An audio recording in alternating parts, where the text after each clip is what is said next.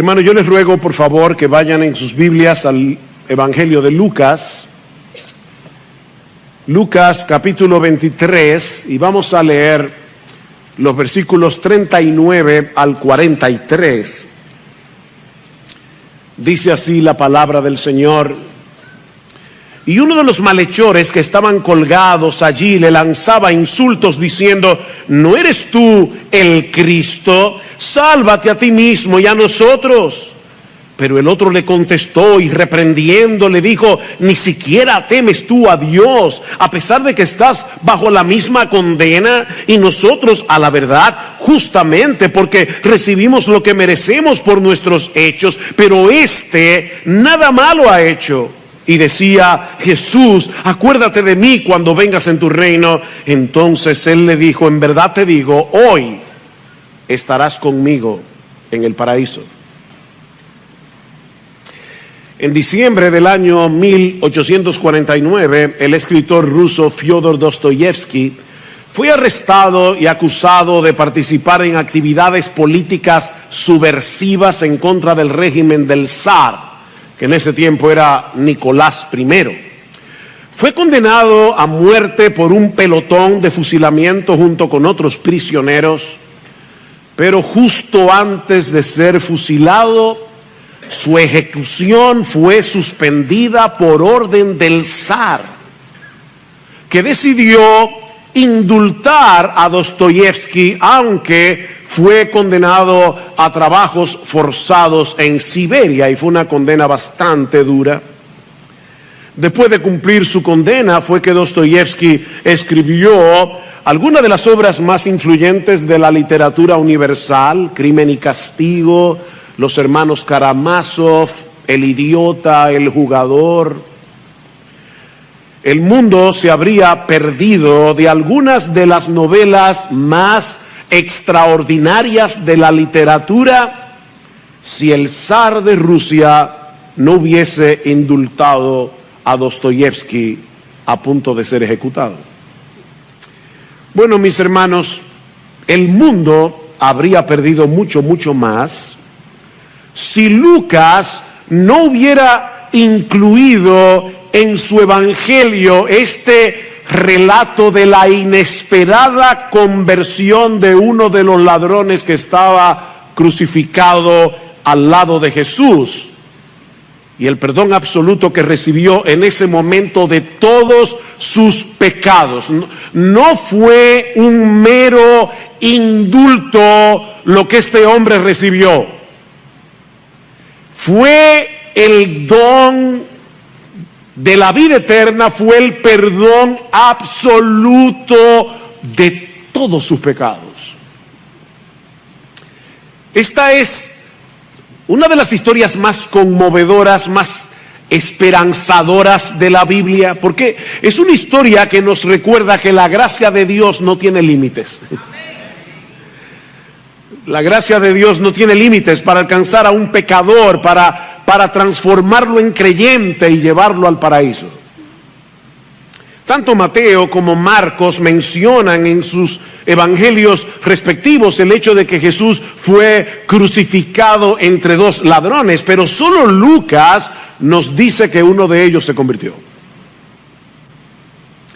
Y aunque desde nuestro punto de vista esta conversión es extraordinaria, es totalmente inesperada, la realidad es, mis amados hermanos y amigos que nos visitan, la realidad es que esta conversión no es muy diferente a la de cualquier otro pecador que se arrepiente en cualquier otra circunstancia. Aunque algunos suelen referirse a este personaje como el buen ladrón, yo nunca he conocido a un buen ladrón. Esa no es precisamente la descripción que Lucas nos da de él en el Evangelio. En el versículo 32, Lucas le llama malhechor, es decir, un hacedor de males, un hombre dedicado a hacer el mal. Este era un hombre devoto a hacer el mal, todo tipo de mal. A tal punto que finalmente fue condenado a morir crucificado. Un dato interesante es que hasta donde sabemos, ni la ley judía ni la ley romana condenaban el robo con la muerte.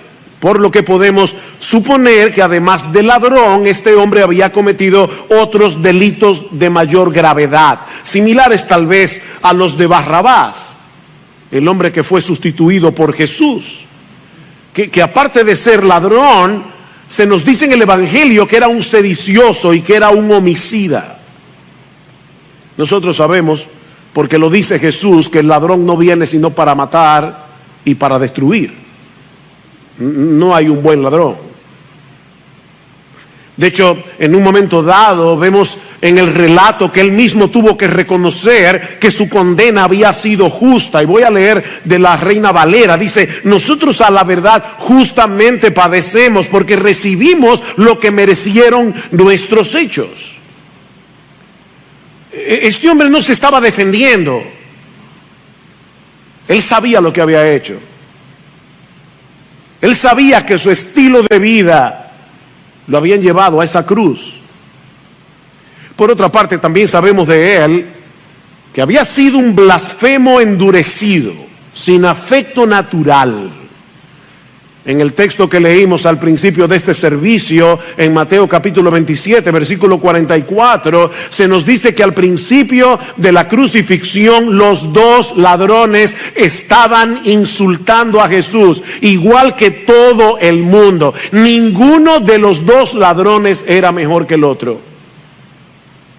Tal vez habían oído hablar de los milagros que Jesús había hecho durante su ministerio. Incluso hasta es posible que hubieran presenciado alguno. Tal vez algunos de ellos lo habían escuchado predicar el evangelio en alguna ocasión, pero el odio de estos hombres por todo lo bueno, su falta de temor a Dios, los movió a burlarse de Cristo y a blasfemar contra Él sin misericordia. Los dos ladrones. Los dos tenían un corazón tan endurecido que eran incapaces de empatizar con Jesús, a pesar de encontrarse en la misma circunstancia. Así que, insisto, mis hermanos, este no era un buen ladrón. Y es importante que recordemos eso, por lo que sigue en el resto de la historia. Al igual que el otro, era un criminal impenitente, era un blasfemo que había vivido toda su vida a espaldas de Dios, despreciando por completo su ley moral. Este hombre era un peligro público para la sociedad. Pero algo extraordinario sucedió en el corazón de este hombre, que lo transformó de tal manera que pudo llevar a cabo uno de los actos de fe más sorprendentes que encontramos en toda la Biblia. Y de verdad, yo me atrevo a decir, uno de los actos de fe más extraordinarios que encontramos en toda la historia de la iglesia. Versículo 42, y le decía: Jesús, acuérdate de mí cuando vengas en tu reino. Miren, mis hermanos, si hubo un momento en el que Jesús fuera menos creíble, era en ese momento. Colgado de esa cruz, Jesús parecía cualquier cosa menos un rey y un salvador. Los dos estaban agonizando sin posibilidad alguna de sobrevivir a esa tortura, pero aún así este hombre le pide a Cristo en oración que se acuerde de él cuando regrese a establecer su reino. ¿Qué oración? ¿Qué fue lo que sucedió en el interior de este hombre? O sea, ¿cómo fue que se produjo en él este cambio tan dramático desde que comenzó la crucifixión y él estaba blasfemando, insultando a Jesús, hasta este momento en que le pide lo que le pide? ¿Qué pasó ahí? Bueno, aquí es donde esta historia, aunque en algunos aspectos muy inusual, se parece a los de cualquier persona que se convierte a Cristo. Aquí es donde comenzamos a ver puntos de contacto. La palabra convertirse, lo que significa es volverse de nuestros pecados, volvernos de nuestros pecados hacia Dios. Eso es lo que significa.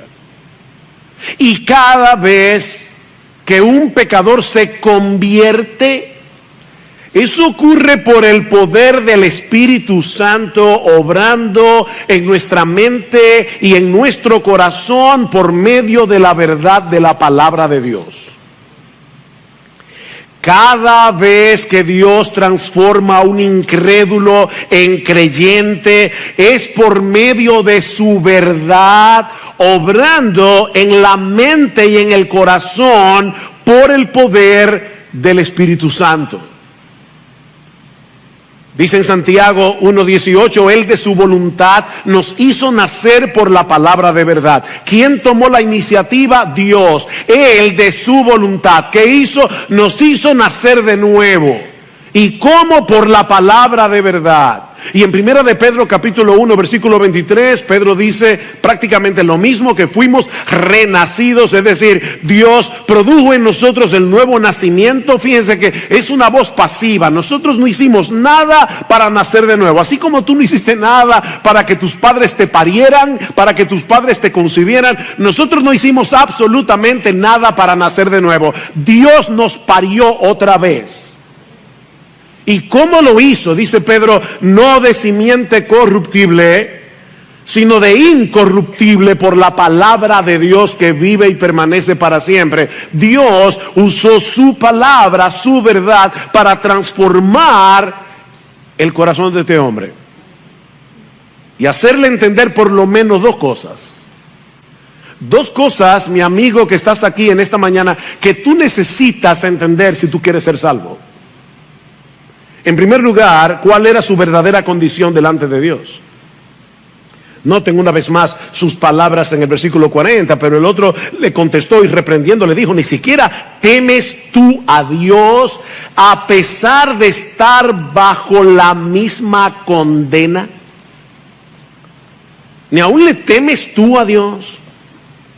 La verdad es que él tampoco había tenido esa clase de temor.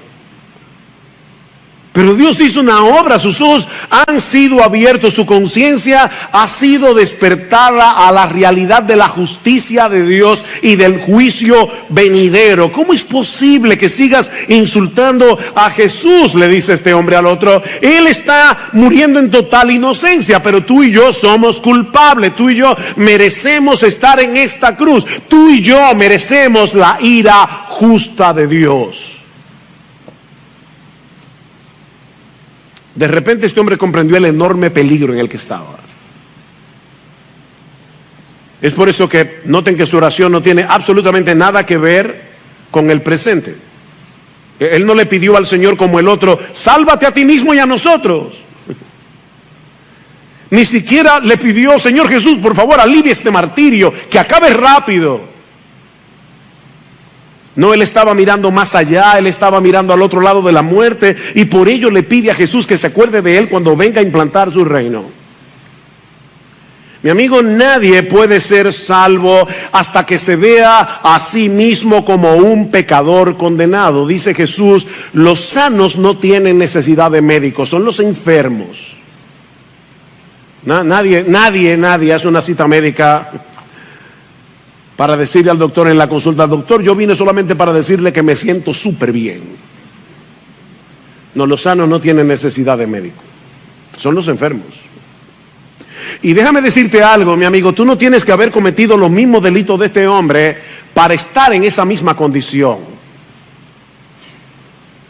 Dice en Romanos capítulo 3, versículo 10 al 12, que en este mundo no hay ni uno solo que sea justo, ni uno solo que haga lo bueno, ni uno solo que busque a Dios. No hay una sola persona en el mundo entero, según el criterio de Dios, que haga lo bueno, que sea justo, ni uno solo. Todos nosotros pecamos continuamente contra los dos mandamientos más importantes. ¿Cuáles son los dos mandamientos más importantes de la ley? Amarás al Señor tu Dios con todo tu corazón, con toda tu alma, con todas tus fuerzas, con toda tu mente, y al prójimo como a ti mismo. Nosotros no hacemos eso ni por un microsegundo de nuestra existencia. Tú y yo, mi amigo, vivimos violando la ley de Dios cada segundo, cada microsegundo de nuestra existencia. Mi amigo, cada vez que tú y yo respiramos, pecamos. Porque no vivimos para la gloria de Dios, sino para nosotros mismos. Pero Dios no solo le abrió los ojos para que viera la magnitud de su pecado, sino también para que en medio del dolor y la agonía de la cruz, este hombre fuera capaz de ver la gloria y la majestad del que estaba crucificado al lado suyo. En el versículo 41 dice: este no ha hecho ningún mal. Este no ha hecho ningún mal. El Espíritu de Dios le reveló la absoluta inocencia de Cristo. Él no era un blasfemo como los sacerdotes y los gobernantes decían. Ese crucificado era el Rey de Israel, era el Salvador de los pecadores. Jesús, acuérdate de mí cuando vengas en tu reino. Ven, hermanos, no hay ninguna duda allí. Ningún asomo de duda. Esta oración no es un por si acaso. Bueno, yo no sé, Señor, pero si eso es verdad. Yo sé que yo he hecho esta historia antes, pero me acuerdo la primera vez que yo escuché el Evangelio fue una oración de por si acaso. Yo le dije a Dios: mira, Dios, honestamente yo no sé si tú existes. Yo no sé si lo que estos evangélicos dicen es verdad. De hecho, yo ni siquiera sé que si tú me estás oyendo. Tal vez estoy aquí como un tonto hablándole a nadie. Pero por si acaso, si tú estás ahí, por favor, yo te quiero conocer. Ese es el tipo de oración por si acaso. No, esta no es una oración por si acaso. Señor, acepto que eres un rey. Tengo la plena certeza de que posees un reino, de que lo vas a establecer algún día en la tierra. Y cuando eso suceda, acuérdate de mí. ¿Qué oración? A pesar de los delitos que había cometido, aunque al principio de la crucifixión estaba insultando a Jesús igual que todos los demás, este hombre creyó que sería aceptado en ese reino si se lo pedía a Jesús. Este ladrón moribundo no tuvo mucha oportunidad de manifestar los frutos de su conversión, pero en el corto tiempo que dispuso, evidenció que tenía una fe vigorosa y fuerte. Déjame hacer una pregunta.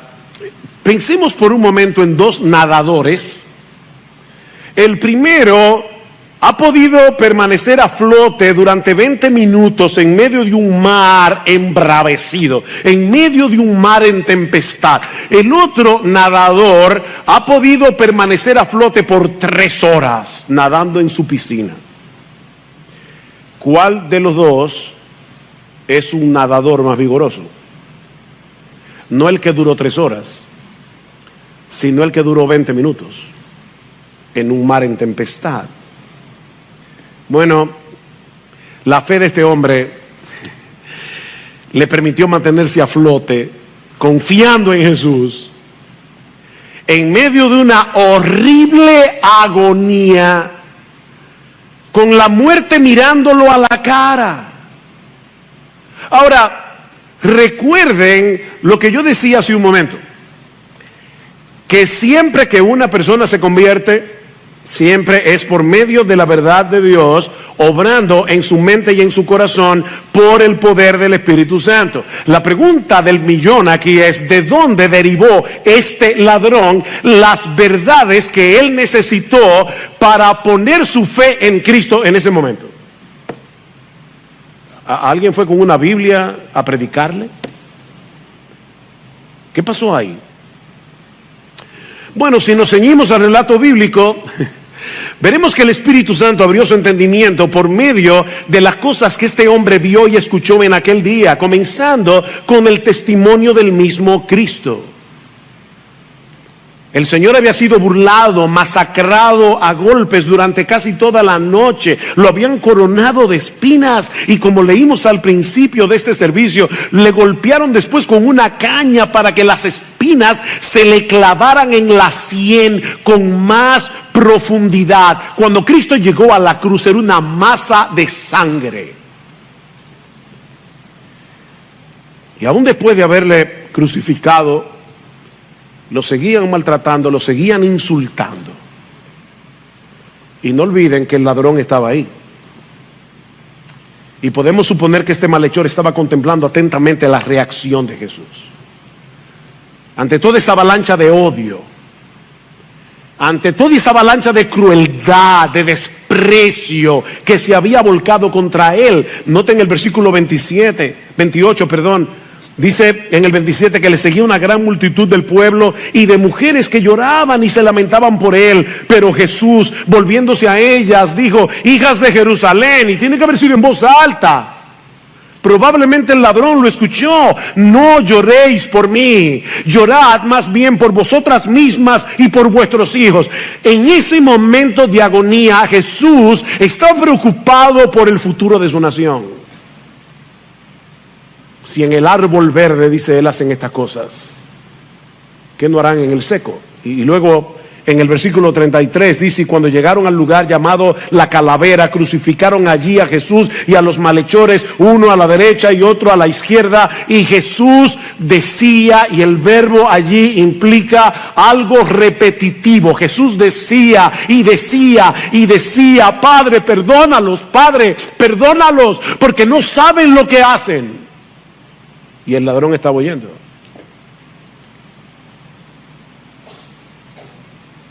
Este malhechor estuvo ahí todo el tiempo, contemplando la majestad de Jesús, envuelta en una singular y maravillosa mansedumbre, preocupado por su pueblo y orando por todos los que habían arremetido contra él. Pero luego estaban los insultos. Y Dios, en su soberanía, que lo controla todo, obró de tal manera que todos los insultos contra Jesús estaban envueltos en un manto de verdad. Sin darse cuenta, mis hermanos, los enemigos de Jesús evangelizaron al ladrón. Vean el versículo 35. Y el pueblo estaba allí mirando, y aún los gobernantes se mofaban. Niños, eso significa que se burlaban, lo insultaban, diciendo: a otro salvó, que se salve a sí mismo, si este es el Cristo de Dios, su escogido. De hecho, en Mateo, en el pasaje paralelo, dice: a otro salvó, pero a sí mismo no se puede salvar. Y ¿saben qué, mis hermanos? Hasta eso era verdad, porque Cristo en ese momento no podía salvarse a sí mismo. Si Cristo descendía de la cruz, su reino tendría un rey, pero no tendría súbditos, porque todos nosotros quedaríamos condenados. No, Cristo no podía salvarse a sí mismo. O se salvaba a sí mismo o a nosotros. Hasta eso era verdad. Los soldados también se burlaban de él, acercándose y ofreciéndole vinagre y diciendo: si tú eres el rey de los judíos, sálvate a ti mismo. Había también una inscripción sobre él que decía: este es el rey de los judíos. Y uno de los malhechores que estaban colgados allí le lanzaban insultos diciendo: ¿no eres tú el Cristo? Es decir, ¿no eres tú el Mesías? ¿No eres tú el Salvador prometido? Sálvate a ti mismo y a nosotros. ¿Se dan cuenta, mis hermanos, cómo Dios usó todas estas palabras dichas con rencor y en un tono irónico y burlón para impactar la conciencia de este hombre y convencerlo de que Cristo era todo eso: el Hijo de Dios, el Cristo, el Salvador y el Rey de Israel? Por eso fue capaz de hacer una oración tan insólita. Jesús, acuérdate de mí cuando vengas en tu reino. Acuérdate de mí. Este hombre tenía que saber que ningún ser humano sobrevive a una crucifixión, y más en el estado en que se encontraba Jesús. ¿Cómo podía creer que de verdad Jesús iba a implantar un reino en la tierra? Bueno, la única respuesta posible es que este hombre creyera que Jesús tenía poder sobre la muerte. Nosotros sabemos por los evangelios que la noticia de que Jesús había resucitado a Lázaro se había propagado por toda Jerusalén. Así que no es inaudito suponer que este hombre haya llegado a la conclusión de que Jesús resucitaría de los muertos para reinar algún día sobre la tierra. Ahora, lo que sí sabemos con certeza es que este hombre creyó de corazón que la cruz no era el final de la historia. Este hombre creyó que la cruz era el camino al trono. De verdad, hermanos, yo les pido al Señor que nos ayude a ponernos en esa escena, en ese momento. Esto es insólito. Este es el acto de fe más impresionante que alguna vez en toda la historia un ser humano haya hecho jamás. Esto es insólito. Acuérdate de mí cuando vengas en tu reino. ¿Y saben cuál fue la respuesta de Jesús? En verdad te digo que hoy estarás conmigo en el paraíso. No en el purgatorio.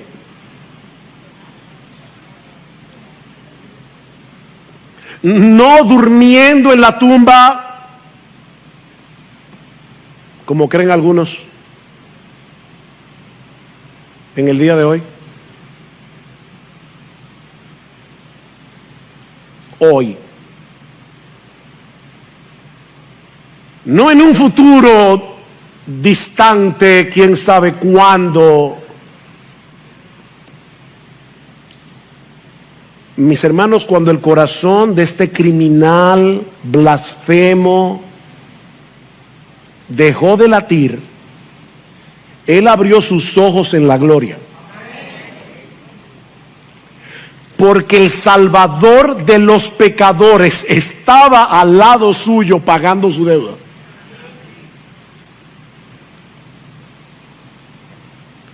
Mis hermanos, la cruz es el árbol de la vida que nos abre las puertas del paraíso.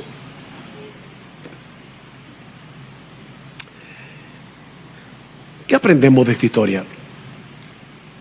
Les dice, es una historia muy conmovedora, muy impresionante, muy esperanzadora. Bueno, permítanme limitarme por lo menos a 4 enseñanzas que podemos derivar de esta historia. En primer lugar, que Jesús es un Salvador poderoso y dispuesto. Eso es obvio. Jesús es un Salvador poderoso y dispuesto. Si alguna vez hubo un hombre muriendo en desesperanza, era este ladrón crucificado. No solo había vivido la mayor parte de su vida haciendo lo malo, sino que él había decidido morir como había vivido. Esa había sido su decisión. Esa mañana, cuando este hombre se levantó para dirigirse hacia el lugar de su ejecución, él estaba determinado a morir siendo tan malo como había vivido. Lo menos que este hombre esperaba era estar ese día en el paraíso.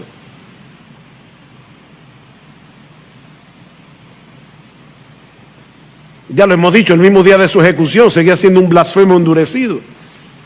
Era muy grande su maldad, era muy difícil su circunstancia, pero Cristo es un gran Salvador. Y aún agonizando en esa cruz, Él fue capaz de vencer cualquier obstáculo en el corazón de este hombre para que voluntariamente se entregara a Él.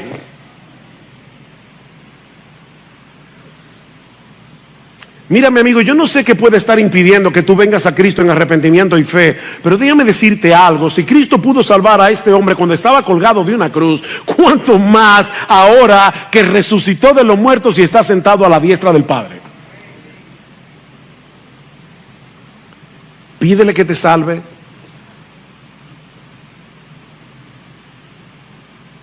Esta fue una oración muy simple y fue respondida. Tú no tienes que tener un verbo impresionante para que Dios te atienda. Pídele que te salve, pídele que transforme tu corazón, pídele ahora, pídele, mi amigo, que tenga misericordia de ti, que perdone tus pecados. Porque no hay obstáculo en el mundo que pueda impedir la salvación de un pecador que venga a Cristo clamando por misericordia. Jesús es un gran salvador y siempre está dispuesto a salvar. Tan pronto este hombre clamó, su petición fue respondida. Hoy estarás conmigo en el paraíso. ¿No esperó que sufriera un poco más por sus pecados? En el instante en que este hombre pidió misericordia y perdón le fueron otorgados. Y lo mismo hará contigo hoy si vienes a Cristo en arrepentimiento y fe. Pero aprendemos también de esta historia que la salvación es por gracia, definitivamente. Que la salvación es por gracia. Gracia es esa buena disposición de Dios para con los pecadores que lo mueve a concedernos gratuitamente no solo el favor que no merecemos, sino un favor que es absolutamente contrario a lo que sí merecemos. Eso es gracia.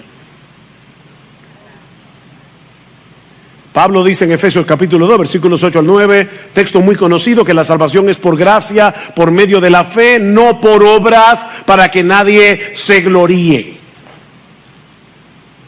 ¿Qué de bueno tenía este hombre que pudo haber movido a Cristo a atender su petición? Absolutamente nada. No lo tuvo antes de su conversión, ni tuvo tiempo para hacer nada después de convertirse. Este ladrón no tuvo tiempo de bautizarse. Yo no estoy diciendo que el bautismo no sea importante. Lo que estoy diciendo es que el bautismo no salva a nadie. Este ladrón no tuvo tiempo de bautizarse. Este ladrón nunca perteneció a una iglesia. Tampoco estoy diciendo que no sea importante pertenecer a una iglesia. Si tú te conviertes hoy y te mueres dentro de 15 minutos, no hay problema. Pero si te quedas vivo, hazte miembro de una iglesia local. Ahora, a este hombre no le dio tiempo. Nunca tomó la cena del Señor. Nunca tuvo la oportunidad de hacerle ningún bien a nadie. Pero a pesar de todo eso, Jesús, repito, no le prometió el purgatorio. Jesús le prometió que ese mismo día estarían juntos en el paraíso. Mi amigo, ni tú ni yo tenemos nada que podamos presentar delante de un Dios infinitamente santo y justo. Nada que nos haga merecedores de su favor. Nadie merece ser salvo. Ahora, todos sí merecemos ser condenados. Todos. Dice el profeta Isaías que todos somos como suciedad y todas nuestras justicias son como un trapo de inmundicia delante de Él. No hay justo ni aún uno, no hay quien busque a Dios, no hay quien haga lo bueno, no hay ni siquiera uno. Así que lo único que podemos hacer es aceptar humildemente el regalo, un regalo que Dios nos ofrece de pura gracia en el Evangelio, poniendo nuestra confianza en Jesús, que siendo inocente murió en lugar de pecadores para que esos pecadores fuesen justificados en el tribunal de Dios. El ladrón en la cruz fue perdonado y aceptado en el cielo ese mismo día únicamente porque creyó. Solamente. Porque puso toda su confianza en Jesús. Esa es la buena noticia del Evangelio, que la salvación es solo por gracia, es solo por Cristo, es solo por medio de la fe, no por obras para que nadie se gloríe. Pero aprendemos también de esta historia que la palabra de Dios es poderosa para salvar. Aprendemos de esta historia que la palabra de Dios es poderosa para salvar.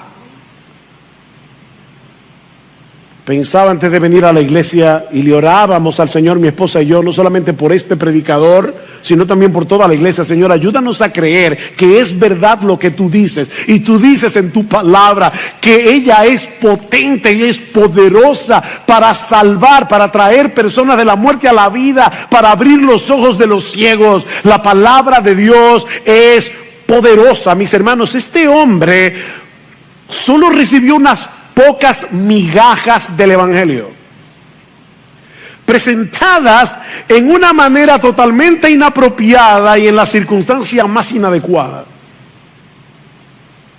Pero esas migajas fueron suficientes para cambiar su corazón de piedra en uno de carne. Pablo dice en Romanos 1:16 que el Evangelio es poder de Dios para salvación. Y en 1 Corintios capítulo 1 versículo 21 Pablo dice que a Dios le agradó salvar a los creyentes por la locura de la predicación de su palabra. Y ahora Pablo aclara, porque los judíos piden señales. Yo quiero ir a una iglesia donde yo vea milagros. Yo quiero ir a una iglesia donde los cojos salgan caminando, donde los ciegos vean. Entonces yo voy a creer de verdad que Dios existe. No, eso es lo que pedían los judíos: señales, milagros. Los griegos, sabiduría. Yo quiero una oratoria rimbombante, algo que yo no pueda entender. Pero nosotros predicamos a Cristo crucificado. Para los judíos ciertamente tropezadero, para los gentiles una locura, mas para los llamados, así judíos como griegos, Cristo es poder de Dios y sabiduría de Dios. Mi hermano, sigue predicando el Evangelio a tus familiares y a tus amigos, aunque ahora los rechacen, aunque ahora se burlen de ti. Porque el Evangelio puede vencer al más obstinado de los hombres y transformarlos por completo en el asiento mismo de su personalidad. Y si quieres una prueba, mírate en el espejo. Lo hizo contigo si tú eres creyente, lo hizo conmigo, y puede hacerlo con ellos también.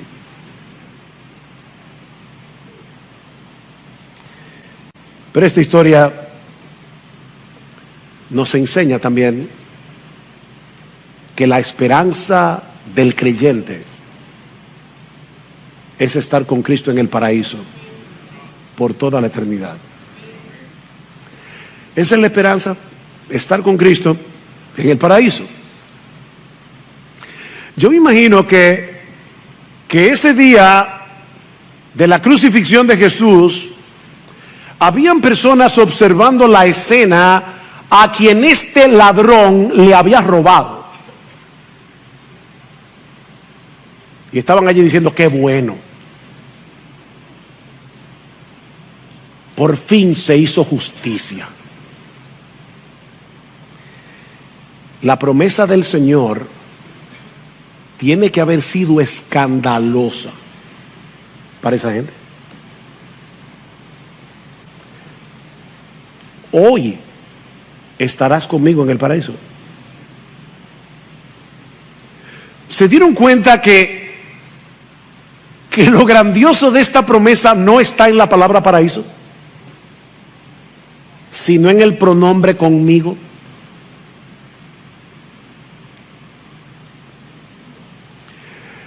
Que Jesús le ofrezca el paraíso a un criminal ya es bastante escandaloso.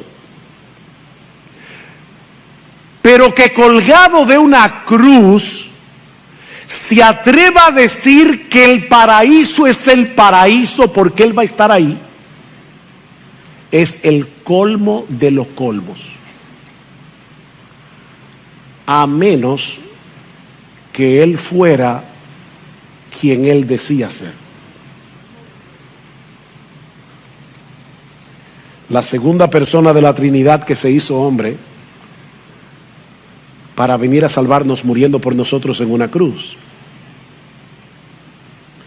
Mis hermanos, la esperanza del cristiano no es el cielo.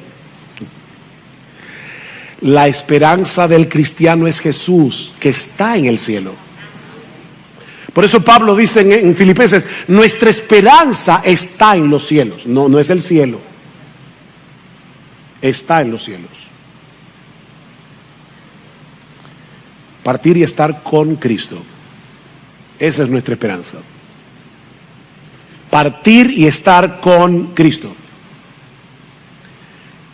En ese mismo instante, veo allí a la familia de doña Normandia, que partió al Señor hace unos días.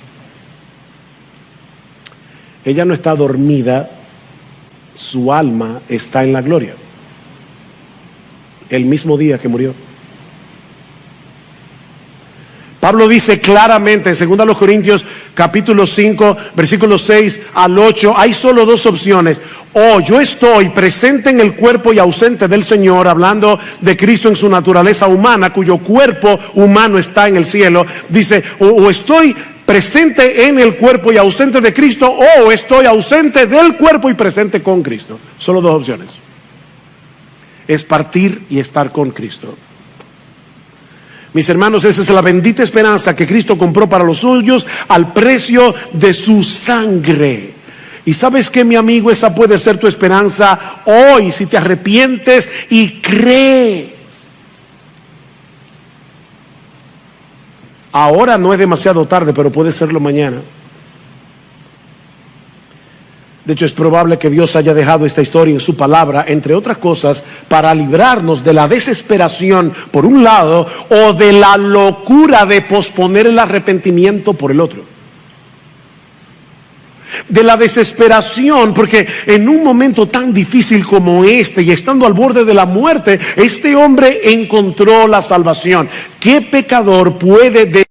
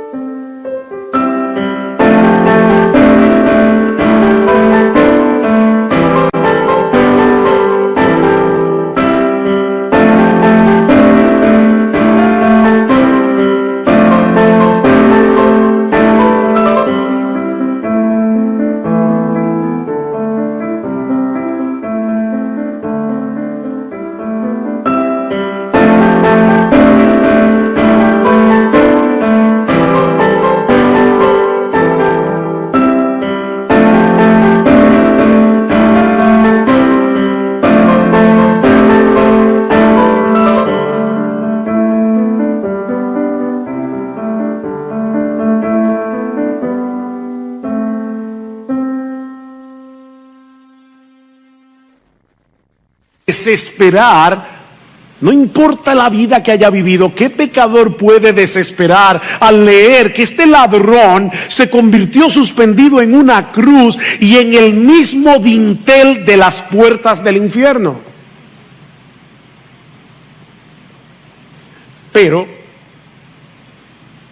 toma en cuenta que este es el único relato que aparece en toda la Biblia donde alguien se convierte al borde de la muerte. Un solo ejemplo.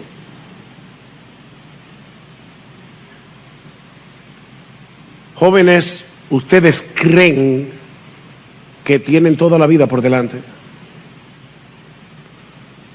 Eso es un engaño. No importa la edad que tú tengas, nadie tiene la menor idea de cuándo ni cómo morirá. Nadie. No olvides que al lado de Jesús había otro ladrón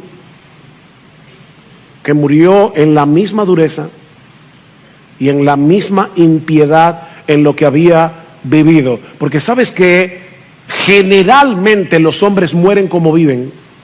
Generalmente. No desprecies la oportunidad que Dios te está brindando hoy. Tú estás aquí en este lugar tan cómodo, escuchando tranquilamente el mensaje del Evangelio. Eso es un privilegio. No lo desprecies. Porque a medida que pasa el tiempo, tu corazón se endurece más y más y más. La conversión de este ladrón moribundo no es la regla, es la excepción. Mi amigo, tú has tenido hoy un privilegio muchísimo mayor que el de este ladrón. Él creyó cuando Cristo estaba muriendo en una cruz, nosotros sabemos que resucitó. Él creyó habiendo escuchado algunas pocas verdades dichas en tono de burla. Tú has escuchado cómodamente este mensaje y quién sabe cuántos mensajes, cuántas veces tú has escuchado este glorioso evangelio de la gloria de Cristo cientos de veces a lo largo de toda tu vida.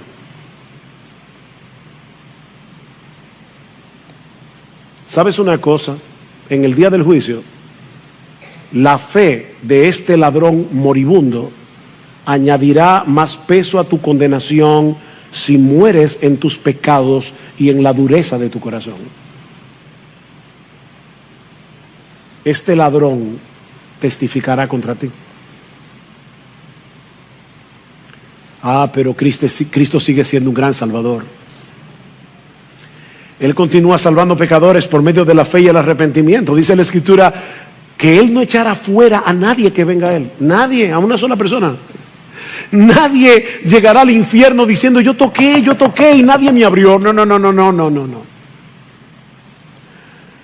No, mi amigo, no desprecies esta oferta de gracia que Él te brinda en su palabra, porque si vienes a Cristo hoy confiando únicamente en Él, la Escritura te garantiza lo mismo que Jesús le prometió a este hombre en su agonía. Cuando te toque partir, podrás tener la completa certeza de que cerrarás tus ojos en este mundo de dolor y de miseria para abrirlos en aquel lugar donde nada podrá empañar la visión de la gloria y hermosura de nuestro bendito, precioso, exaltado Señor y Salvador Jesucristo. Es mi oración que el Señor te abra los ojos en esta mañana, para que te puedas ver tal cual eres en la presencia de Dios, un pecador necesitado de perdón y misericordia, pero que puedas ver a Cristo tal cual es, como un Salvador lleno de gracia y compasión, que ha prometido perdón y vida eterna a todos los que vengan humillados, acogiéndose a su gracia. Mi amigo, las puertas de la salvación están abiertas hoy de par en par. Entra por ella. Entra ahora. porque el mañana es completamente incierto, porque la eternidad es eterna y porque no existe un refugio más seguro, ni más bendito, ni más deleitoso que la bendita gracia de Jesús. Entra, mi amigo, y entra ahora. Entra ahora. Arrepiéntete de tus pecados y confía en Jesús.